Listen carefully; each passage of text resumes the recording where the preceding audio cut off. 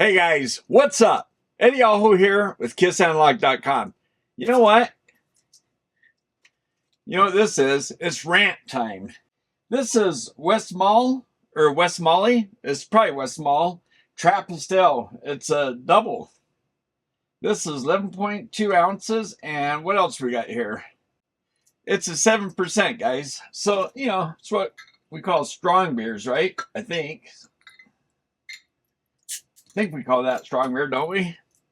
All right, guys, so here's the deal.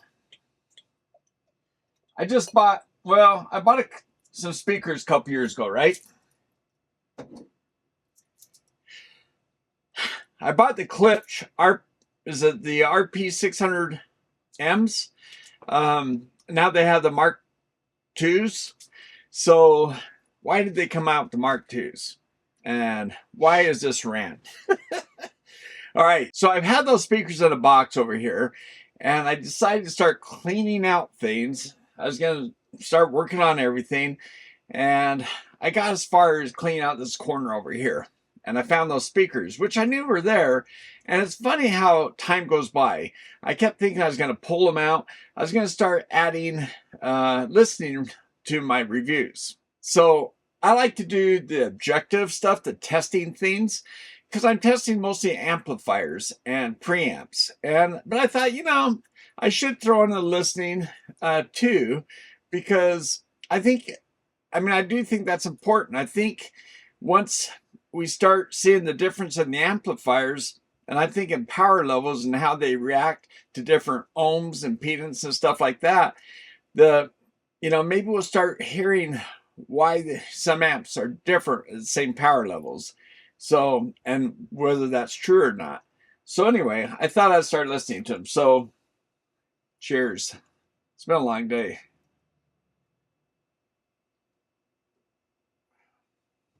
That's a dark beer, but man, it's so light. It's crazy. Yeah, crazy.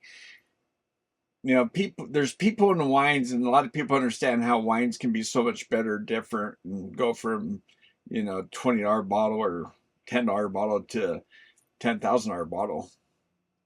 But beer, may not quite have that range, but, oh, look at this.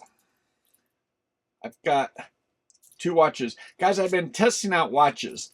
So, I'll just leave it on for now. Looks kind of stupid, huh? Anyway, I've been testing out watches.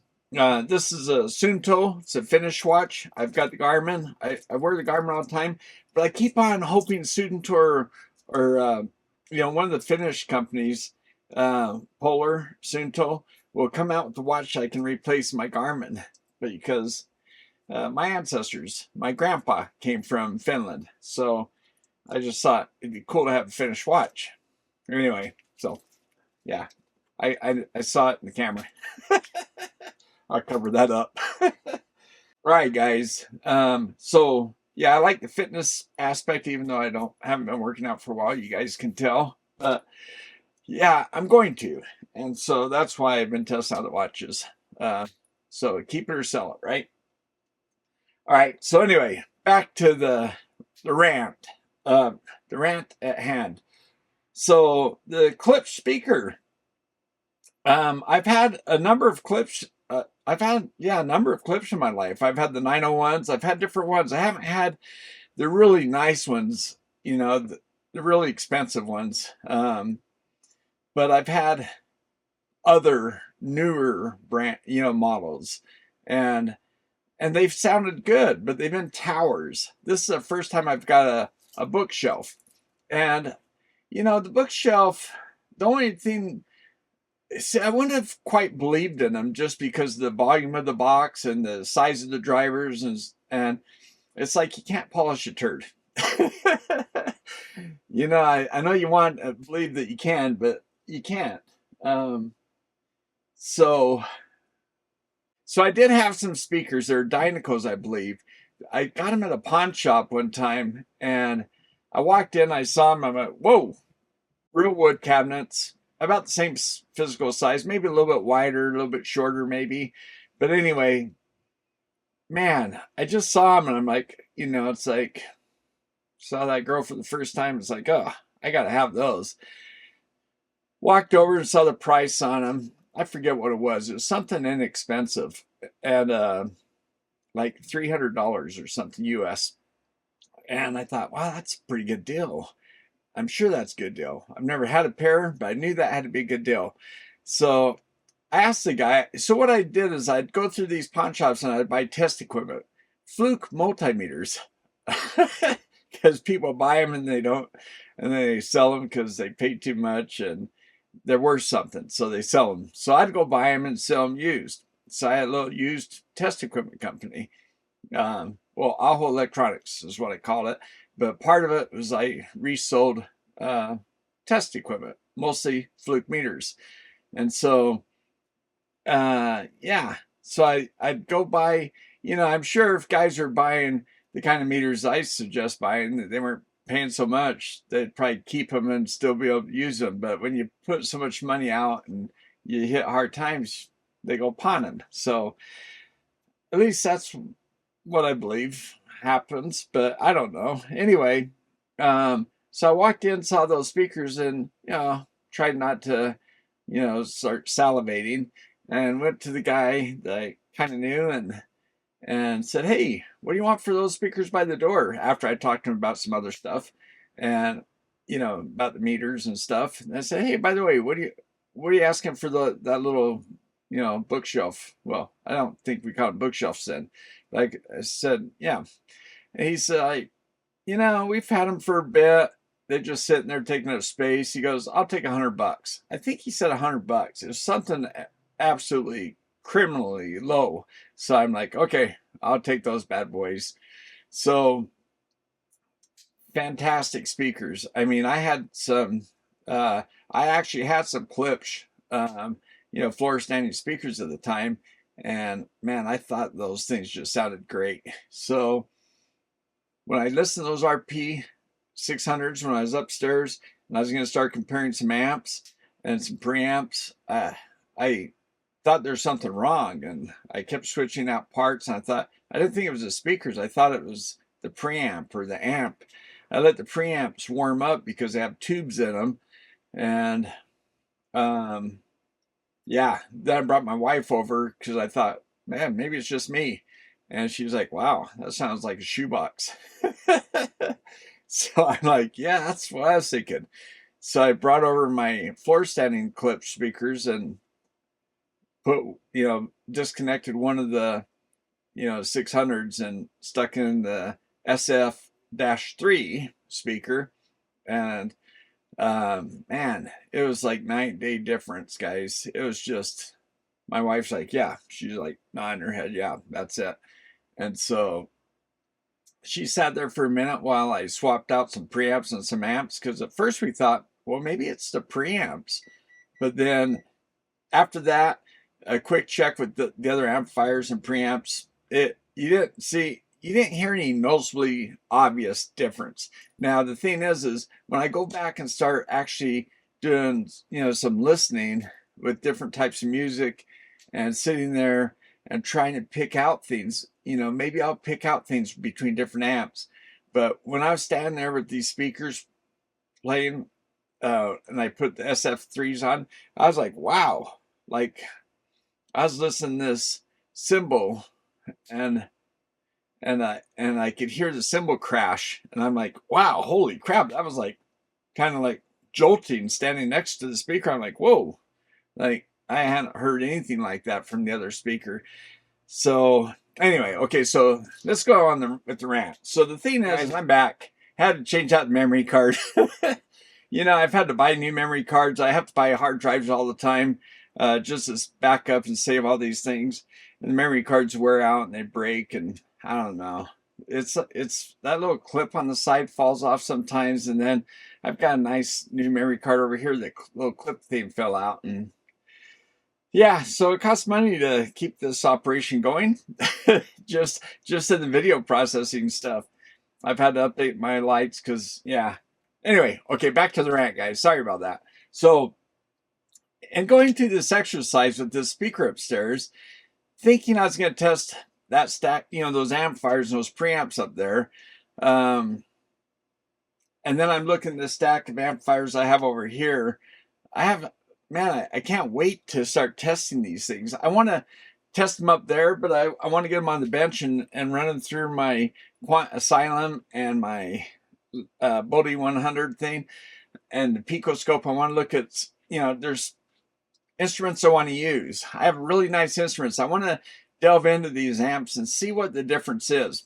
A lot of them use the same chip, so I want to see what the difference is between from one amp to another using the same chip. So I want to see if I can find that, and listening to these things, I think, is part of it. So when I first plugged them in, I was like, oh man, this is going to be terrible. This sounds terrible. But then with the SF3s plugged in, now my hope's back. I can hear really good music up there. And today, the little 600s didn't sound as bad. So I think it's because I was expecting them to sound great, and they didn't. And then next to the SF3s, they sounded even worse. And today, the SF3s still sound great, but the little 600s don't bother me as much. I think that's what it is. I don't think they sound any better. I think my expectations are just lower. Anyway, the Rant. The Rant is, we spend a lot of time, I don't spend near enough time being a beer connoisseur. That'd be a cool video series if that would ever work out.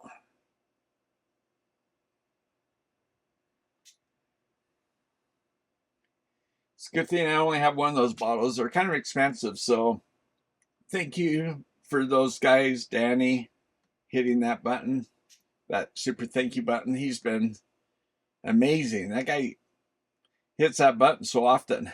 Thanks, Danny. Really appreciate it. Plus, he's a team member. That guy's pretty amazing. Thanks, Danny, for buying me that beer. So, but yeah, it's a good thing I didn't buy this. They don't come in 6-packs, these kind of beers. All right, back to the Rant, right? I know I'm driving you crazy. So the thing is guys, it's obvious. It's so obvious. And we get wrapped around the axle chasing butterflies and acting like fools and idiots and looking at somebody else doing the same thing and thinking like that's the way we're supposed to play in the playground, instead of just getting over on the swing and having fun. The speakers are where it's at.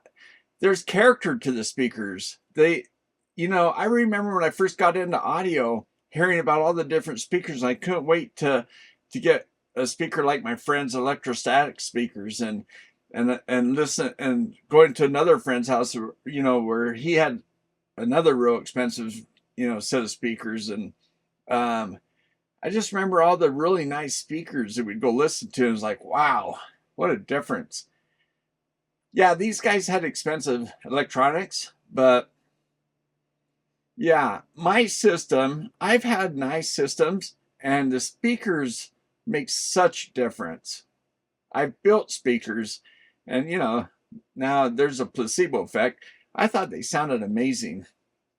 So when I taught electronics, the auditorium at the school, they needed new speakers. So I wrangled a deal where I got the students. I said, hey, well, what if we have the students, we get a couple students that are interested, and I think I can find a couple, and they bid on it as contractors, and they build the speakers for you, and I will give them the technical, I'll do free consulting, and it'll be a great project for them. And they loved it. They loved the idea, the school did. So we built some speakers for the auditorium, and they were awesome. And the students had a great time doing it. I brought in my Ampzillas, and both, it shows you the wattage, right? The students cannot believe it when I showed them how loud 1 or 2 watts were. So, yeah, anyway, we did measurements of the auditorium. We figured out the size of speakers to fill them. And yeah, it was a great project. Speakers make a huge difference. Klipsch, like a lot of different speaker manufacturers have, they have a sound, right? You'll say, well, and Klipsch has this, they also have a reputation for efficiency because of the horns, right? So they put out the highs and the lows, right? They're known for those things. And the corner horns, all these speakers they've had, those 901s I had were an interesting speaker. 8 speakers on the front, kind of like a 60-degree angle, something like that. And then there's a speaker in back. I forget what the angle was, but yeah, I thought they sounded great. But it's like buying an expensive cable and you think it looks so cool, you think it sounds great. In those cases, no one can hear the difference. That goes back to the double blind thing, or even a single blind test. Have your friend turn around and change the cable out, and no one can tell the difference. Okay, so that's where this rant is. People get caught up in cables, grounding boxes, which are absolutely insanity, and all these things. Having the right power strips, all this crap that doesn't mean anything to the sound. As long as you get power to the box. As a power supply guy, I just know this stuff. You guys want to think that, well, it's audio, it's not, it's not a jet plane, it's like, this is audio. It's like, yeah, it's only audio, guys. But yeah, it's an important hobby, it's an important thing to us, but it doesn't compare to the other sophisticated electronics that go on in other types of electronics. Okay, guys, it just doesn't. So speakers, the cabinets, the shape of them, all these things come into play. When people start talking about, the edge of the box, where the reflections hit it, and you got to smooth them off, and you got to get the drivers aligned so the magnetics are aligned. So some speakers are lined up, so the front of the speaker goes back like this, so the little small drivers on top, the mid-range, the magnetics are all lined up with the base, so they're all starting from the same point, pushing air out, right? So I mean, the frequencies are so low that the time difference between these things are they meaningless? I don't know, but that's where you can measure those things, and that's where you have to wonder, like, what that's the thing that's all up to us to decide, is what speaker we like what arrangement. And trying to make speakers flat, I don't know if that's the right thing. Making amplifiers and preamps flat, yes. Now, if you want tone controls, knock yourself out. I have no problem with that. I think tone controls can be great. Like, adjust it for your hearing, right? Tune your speaker, so that you like it. So tone controls, but when your tone controls say 0, you should have flat. You should amplifiers, preamps, preamplifiers, power amplifiers, they should just amplify. That's it, not color, unless you purposely move that adjustment, treble, bass, what have you. Graphic equalizer, knock yourself out. We should be making high quality graphic equalizers and picking those things apart, like, oh, that's, the slider control has too much noise in it. Those kind of things are meaningful that you can actually measure, not power cables, which are ridiculous, ground boxes, which are absolutely insanity, and other things like that. Even I thought the interconnects were going to make a difference. And if you've seen my videos on these cables and these tests that I've done, where I've tried to interject, where I've separated the interconnect cables, wrapped a power cable around it, and had it, put out some terrible noise, and I could barely pick up anything on my scope. So yeah, cables, all this stuff, guys, it's speakers. Speakers are where it's at. And here's what bugs me is the whole fact we have a Mark II speaker. Well, maybe it doesn't totally bug me. It's nice that Klipsch listened to people and came out with the speaker, but don't call it a better speaker. Call it a different speaker.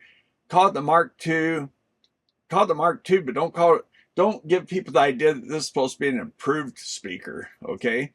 Just because we listen to people, who said, oh, there's a dip in the middle. Well, because our hearing's like that, guys. We hear really well in the middle. We don't hear as well on the ends. So, Klipsch made up for that. Made a speaker designed for our hearing. I mean, that's a good argument, right? That's a subjective argument that we can argue and debate about. You can't debate about things that you cannot measure. That's just insane people arguing about insane ideas. So that's the rant. Is stop arguing about those kind of crazy things, says the guy wearing 2 watches. And let's talk about the things that we can measure and whether that sounds good or not. And then people can read about that and go, huh. And let's not talk about a speaker being analytical. God, I know you're talking to other people with a lot of money that want to hear somebody talk in a certain way, not like me. They want to hear somebody use colorful language that sounds intelligent. Analytical, look it up. Look up what that word means. A speaker doesn't logically think about anything. It just does. Okay, now as I say that, I think about polk speakers. Maybe there's a couple speakers in the market that have something going on. I'm not even sure about polk anymore, but some speakers have a little bit of the signal. And even that I think is dumb or it's passive. It's not an active kind of thing going on. If you have an active thing going on, like some active filtering, some active thing that's like, say, an active crossover that's, being analytical, then you could call it analytical. Because what happens when somebody invents that? What happens next year when I come out with that? I'm going to call it analytical, and you're going to go, well, no, we've already used that term for all this other happy horse shit.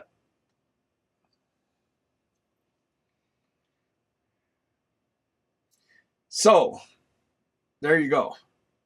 You're bringing out the best of me. So the thing is all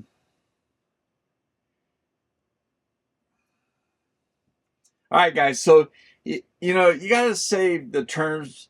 You got to use words that make sense when you're talking about audio. Don't dress it up and put a pink dress on it and try to make it look better than what it is. Just say what it is. Like, oh, it's bright. The highs, it's so detailed in the highs and mid range and then the low ends like muddy or use descriptive words that actually mean something to sound. But when you start using fluffy words like analytical, and too many audio guys I respect actually use that word analytical. I'm like, it's just, it's the engineer in me, I guess.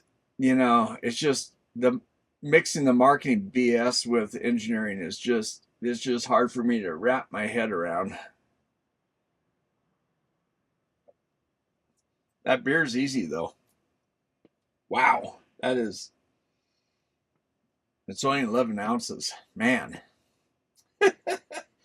that's a good beer. All right, guys. So anyway, that was a rant for today.